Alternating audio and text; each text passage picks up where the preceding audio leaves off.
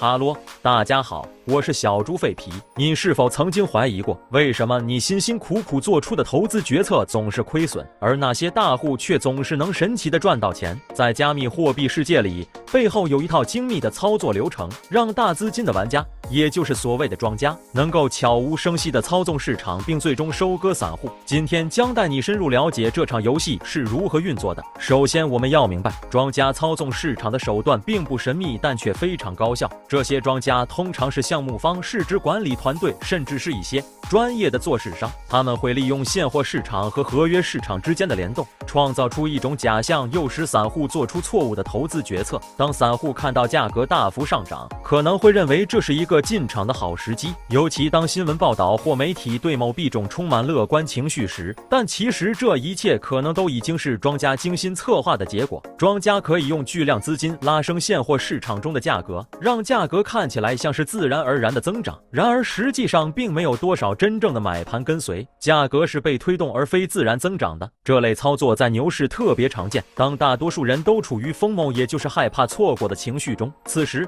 庄家会在高位悄悄抛售自己的筹码，而散户则接手了最后一棒。这个时候，合约市场上庄家已经准备好放空。当价格下跌时，他们通过合约杠杆进行了巨额获利，而散户则往往亏损惨重。比方说，有些时候你会看到价格高涨，但成交量却逐渐下降，这其实是一个典型的信号，庄家已经控制了市场。他们能够让价格看似不断攀升，但事实上真正的买卖却在慢慢减少。这种现象称为量价背离，是庄家开始准备撤出时的早期信号。接下来我们来看看常见的几个市场现象，你是否遇到过这种情况？链上或现货市场的成交量非常低，然而合约市场的成交量却非常高。这种现象背后其实是庄家利用合约杠杆进行操纵，让市场情绪和实际的供需情况完全脱钩。我们来具体分析一下这个现象。通常来说，现货市场应该是所有交易的基础，因为这里是实际买卖资产的地方，而合约市场则更像是一种对赌，你并不真正拥有该资产，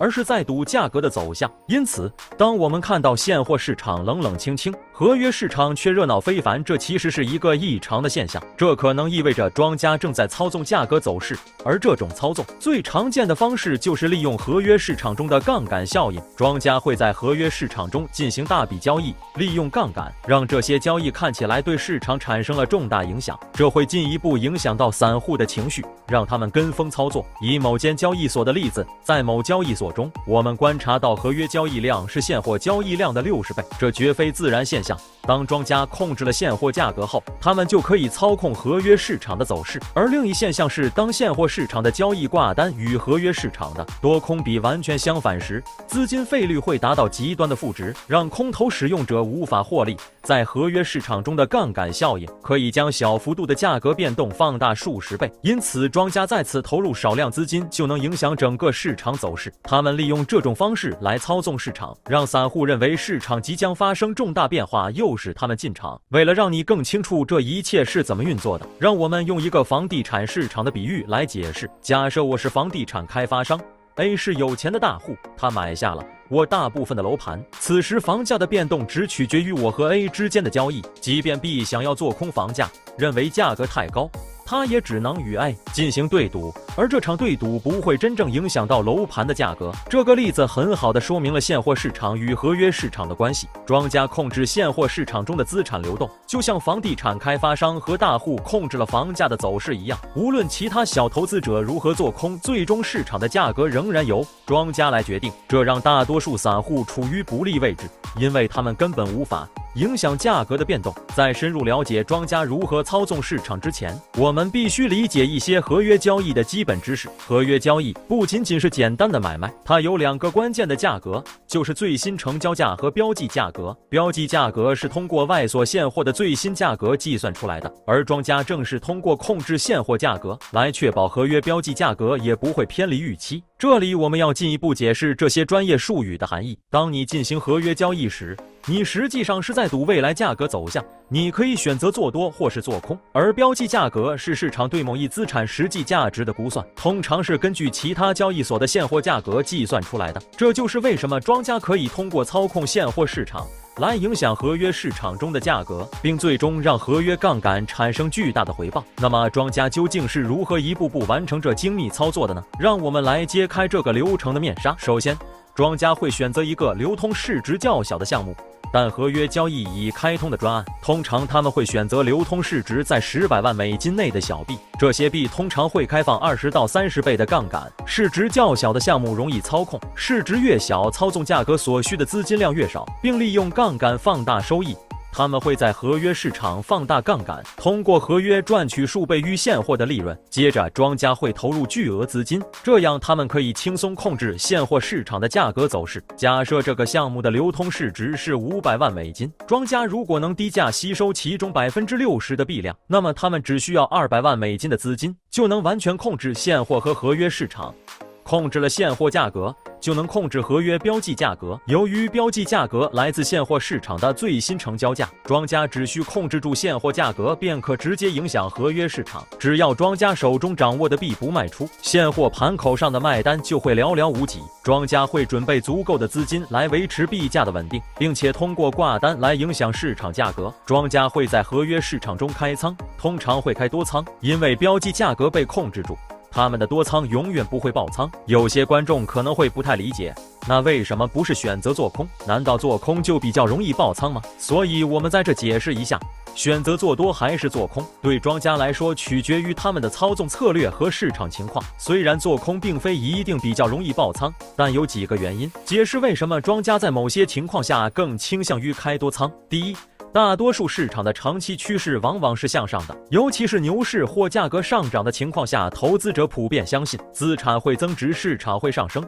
这会让庄家更容易顺应市场情绪开多仓，而不是逆势做空。第二，庄家操纵价格时，控制现货价格的上升通常比持续压低价格更容易。做空需要压低现货市场的价格，而价格下跌可能会引发买家入场抄底，造成价格回升。相反，做多则可以逐步推高价格，让市场自然追高，减少反向力量的干扰。第三，在做空时，价格的下跌空间有限，因为价格最低只能是0，而上涨空间理论上是无限的。因此，做空者如果控制不好价格回升的风险，可能会导致巨额损失。相比之下，做多虽然也有风险，但在庄家能控制价格的情况下，风险相对可控。第四，做空的爆仓风险与市场价格上升相关。当价格出现意外上涨时，空头仓位很容易被强制平仓，也就是爆仓。由于价格的上涨通常伴随着市场的乐观情绪和大资金的进场，这增加了做空爆仓的风险。而如果庄家开多仓且控制标记价格，则不容易因价格下跌而爆仓，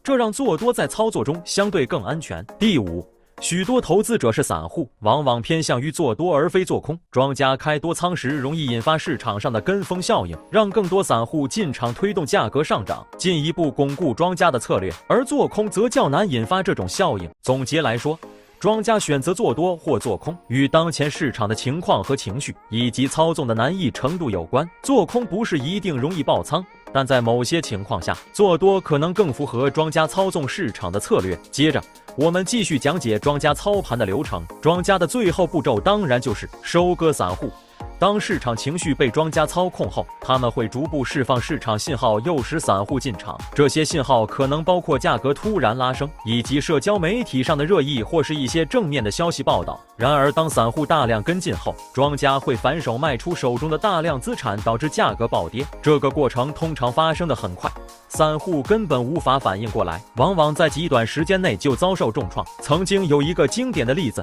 一个知名的加密货币项目，短短2天内价格飙升了300%，各大社交媒体和新闻频道都在讨论这个暴涨的奇迹。然而在价格达到顶峰后，不到半个小时，这个币种的价格就跌回了原点，导致大量散户资金被套牢。这就是庄家收割的典型手法。那么作为普通的投资者，我们有什么办法来识破庄家的这些手段，并避免被收割呢？我们可以通过观察一些信号来判断。首先，关注成交量。成交量是非常重要的指标。当价格迅速上涨，但成交量未能跟上时，很可能就是庄家在操纵市场。这意味着市场上并没有足够的买盘支撑价格的上涨，这样的上涨通常是短暂的。接着，谨慎对待社交媒体上的消息。许多庄家会利用社交媒体进行炒作，他们会顺势利用媒体消息或假宣传来吸引散户跟进。因此，对任何看似过于乐观或悲观的消息，都要保持怀疑态度，并寻求更多可靠的信息来源来验证。其中，